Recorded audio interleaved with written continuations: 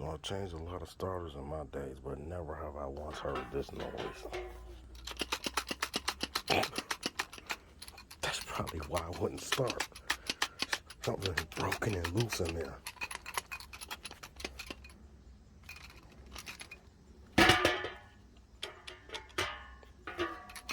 I ain't even gotta test this because I know he don't supposed to make that noise. Okay, so I did test it out. It is coming on. I hooked it up to my portable man-made jump box. But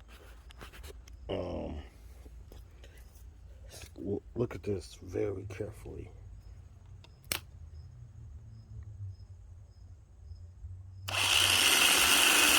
Yep. Now what it's supposed to do is come out like that. It's not jumping out when it hit the flywheel. So yeah, this starter is shot.